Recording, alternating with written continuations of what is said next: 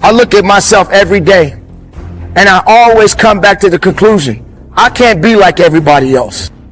Every time you break, and in every way that you break, while it's a chance, it's definitely a chance for you to give up and for you to just to fall apart. Man, I remember I was stripped of everything I owned, from apartments, the cars, everything I came in contact with. I was stripped of. But all through them storms, them trials and them tribulations, I began to soar like an eagle. See, your results will turn those who ignored you into fame. Let your results speak louder than your voice. Can you hide yourself in the library? Can you hide yourself in the gym? Can you hide yourself in the boardroom and plan and do what's required behind the scenes? In order to manifest the moment, there are many people out there in the world that don't have the capabilities, that have to carry on the good fight. I don't want to be like everybody else. I never said that I was the best, but I'm going to be the best of myself. I'm going to be good within myself. I'm going to learn within myself. I'm going to seek everything that I need within myself. And I may not have everyone celebrating with me. Everybody's not going to clap for me. But I have to have the ability to celebrate for myself. I don't need to be a part of a crowd to feel good about who I am inside. You don't need to be a part of a crowd to know who you are inside. Because everything that everybody else is doing doesn't necessarily mean that it's good for you. All the hotels and plane rides, all of the audiences I spoke to, all of the money that I missed out on because I didn't know that I didn't know, and I thought I knew. I was a big fish in a small pond.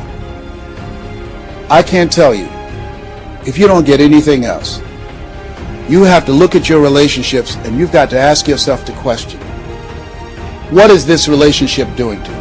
And I mean in every area of your life. When the doctor looked at me and said, you have cancer. Cancer is the most feared word in 7 different languages. One of the first things I had to do, I found out who had cancer at some point in time or was living with cancer and conquered it. I surrounded myself with people who had done what I wanted to do, who were winning at the game. See, it's very important, every area of your life. If you want to improve your health, start hanging around healthy people. They did a 30-year study. You don't need to be like everybody else, but you need to be the best of yourself. Be able to feel good about who you are, what you are, and what you are ultimately made of. Because without that, how far are you willing to go? Don't sacrifice yourself to please others. Don't give all of your energy to people who really don't care about you.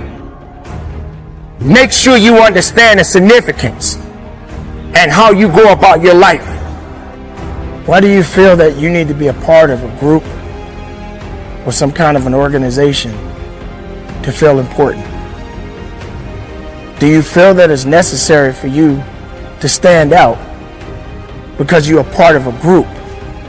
And said that the reason that most people are obese, it's a mind virus. Listen to what they said. A mind virus is communicated mind to mind. That if you have a friend that's fat or you marry somebody that's obese, you have a 41% to up to 161% of becoming obese yourself. Even if they live in another state. Whoa, why? Because birds of a feather flock together. Never forget, high school teacher Mr. Leroy Washington said, Mr. Brown, if you run around with 9 broke people, I guarantee you, you'll become number 10. Whoa. Think about that. Part of your mindset development, not only listening, not only reading, but you have got to look at your relationships, upgrade your relationships, and continue to evaluate them and make sure they're an asset to you and not a liability. My son John Leslie is a motivational speaker. He has a saying, who should you count on and who should you count out? There are things that are happening around us every day. The things that are happening to us right now happens for a reason. What you are going through right now, someone else is going through it in a different manner. But we always ask the question, why me? Why is this happening to me? The everybody wants destiny, everybody wants manifestation. But there's also opportunity. There's opportunity to get stronger, and get smarter, and get faster, and get tougher, and get more stable, and get more resilient, and get better. When you break, you have the opportunity to show the world, the whole world, what you are really made of. So if you break, The eagle is one of the only birds that when a storm is coming, he doesn't fly away, but he flies into the storm.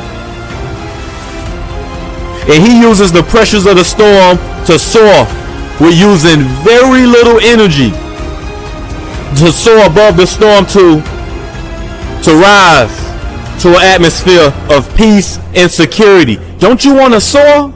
How would you use the storm to rise, to elevate? How would you use the storm to soar above everybody that told you you couldn't do what you're doing? And what drives you? Everybody wants fulfillment. Everybody wants the next level and relationship and a higher quality of living. But nobody wants to eliminate distractions. Nobody wants to disappear for 3 months, 4 months, 6 months, and then eliminate all distractions. Get into a place where you can focus on just you. What if you could just shut out every distraction? What if you could just shut out the world for just a season and focus on you? Winning requires focus. the fight isn't over. In fact, if you break, the fight is just beginning. As you rise above what you were, and as you take the form of who you are supposed to be, you will see that in the very act of standing up, in the very act of fighting on, you will become and you will remain unbroken. I'm about doing permanent fixes so then you can move on. Be proud of the small steps that you take along the journeys. Be proud of the fact that you're moving forward and not moving back. Because it don't matter how hard you go, when you're on a journey to go get what's yours, you will be knocked down. And I hope it's the faith that gives you the unwavering conviction, the courage, the dedication, what you sacrificing. Because being physically committed to the process without being emotionally attached to the outcomes is flying into the storm and asking yourself, what can I extract from this storm to soar, to rise to an atmosphere of peace and security?